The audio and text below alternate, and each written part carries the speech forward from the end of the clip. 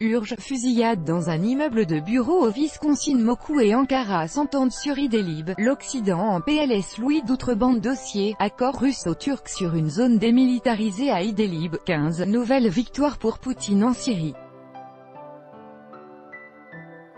Moscou et Ankara ont annoncé avoir trouvé un accord pour résoudre la crise d'Idlib. Si la bataille est annoncée depuis de nombreuses semaines, Damas et son allié russe ne pouvaient prendre le risque d'affronter directement des factions soutenues par Erdogan. Analyse d'un succès stratégique et diplomatique. La bataille d'Idlib n'aura-t-elle donc pas lieu? L'offensive générale, du moins, pas tout de suite. En effet, Vladimir Poutine et Recep Tayyip Erdogan ont annoncé à la suite d'une réunion à Sotchi ce 17 septembre qu'une « zone de démilitarisation » allait être créée tout autour de la région d'Idlib. Cette zone tampon, qui devra être mise en place avant le 15 octobre, est large de 15 à 20 km.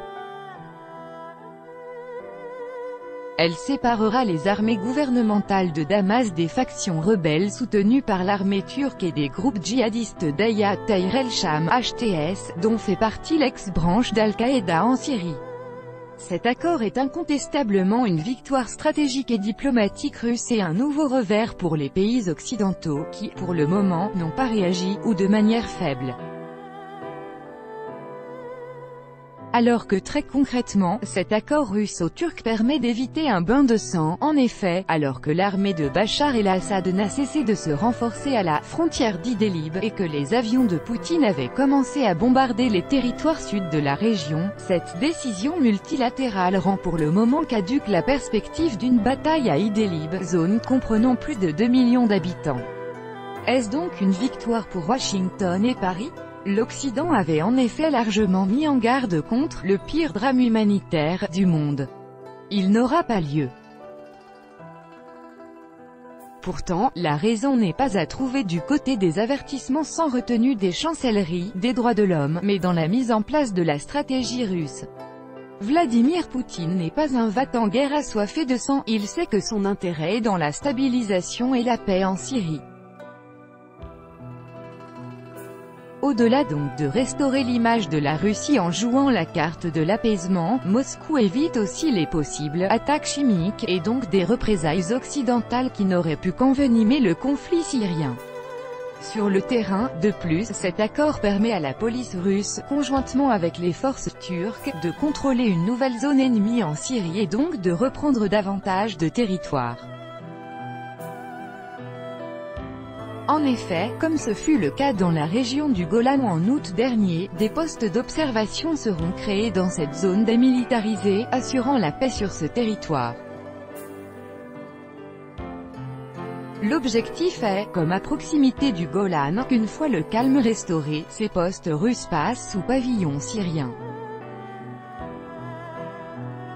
Au-delà de l'instauration de cette zone tampon, le président russe a précisé que l'accord prévoyait également le retrait des militants radicaux, comme le Front al-Nosra ex-Al-Qaïda qui compose l'HTS-NDLR. Ce retrait des militants radicaux annonce tout de même de probables combats entre l'alliance russo-turque et les djihadistes.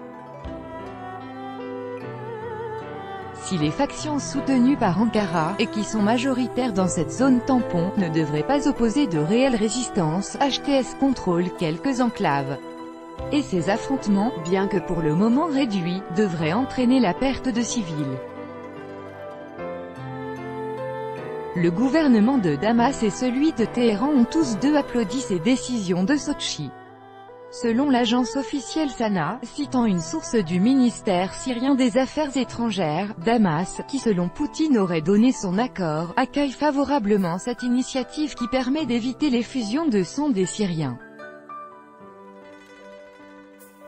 Pour sa part, Téhéran, après le semi-échec du 7 septembre dernier, a salué cette victoire diplomatique qui évite la guerre à Idlib et l'engagement ferme de Poutine et Erdogan à lutter contre la terreur extrémiste.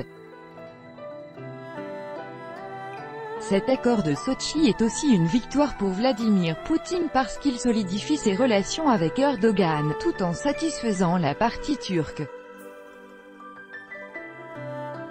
Quelques rappels pour comprendre le contexte général. En novembre 2015, l'armée turque abat un avion russe.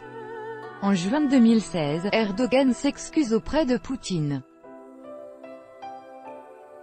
En septembre 2017, à Astana, l'Iran, la Turquie et la Russie se mettent d'accord pour qu'Idlib soit considérée comme une zone de désescalade alors qu'elle est majoritairement contrôlée par des rebelles, des djihadistes et des terroristes. Après tout juste un an donc, une partie de cette région devrait être démilitarisée conjointement par Moscou et Ankara. Et c'est bien la Turquie qui, après avoir subi un échec dans ses pourparlers avec HTS, va devoir régler le problème de ses militants radicaux les plus durs. Si le groupe d'Astana a toujours plaidé pour la souveraineté et l'intégrité territoriale de la Syrie, la Turquie a toujours considéré la région syrienne jouxtant sa frontière sud comme devant faire partie de sa zone d'influence. Le président turc, à Téhéran le 7 septembre dernier, avait même rappelé que son armée resterait sur le territoire syrien.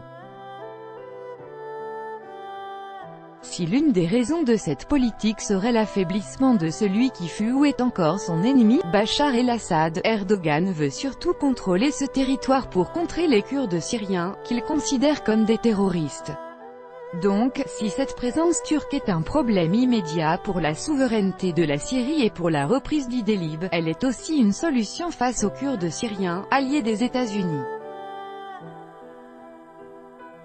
En effet, si l'actualité se concentre chaque jour sur Damas, la Ghouta, Deraa puis maintenant Idlib, rappelons que la quasi-totalité du territoire situé à l'est de l'Euphrate est contrôlée par les forces américaines et sans doute même françaises.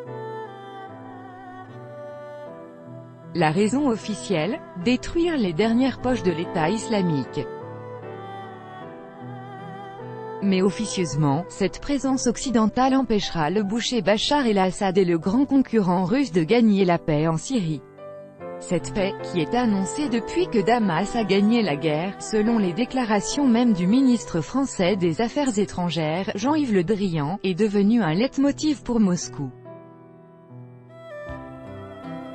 En effet, depuis la prise de Deraa en juillet dernier, Vladimir Poutine appelle tous ses partenaires à financer la reconstruction de la Syrie dévastée par cette année de guerre. Et comment se faire entendre si Idlib devient un massacre comme ceux d'Alep, de Raqqa ou de Mossoul? Comment faire accepter ce message notamment aux Européens, si une nouvelle catastrophe humanitaire survient à Idlib? Le drame est donc évité pour le moment. Si cet accord est une véritable victoire, il reste faible et inclut moins d'un quart de la région d'Idlib.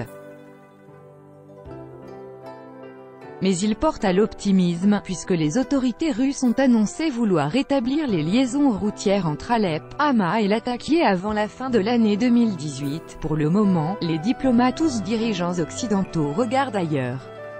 Emmanuel Macron va-t-il saluer cette décision multilatérale, cette solution inclusive? Donald Trump va-t-il applaudir en tweetant « What a great job guys ?» Après de grands discours menaçants, quelques encouragements officiels, quoi qu'il en soit, l'Occident semble pour le moment en PLS face à l'entente entre Poutine et Erdogan, qui, au-delà de l'accord sur Idlib, ont échangé de nombreuses heures pour développer leurs partenariats énergétiques, ajoutant un nouveau succès pour ces deux pays.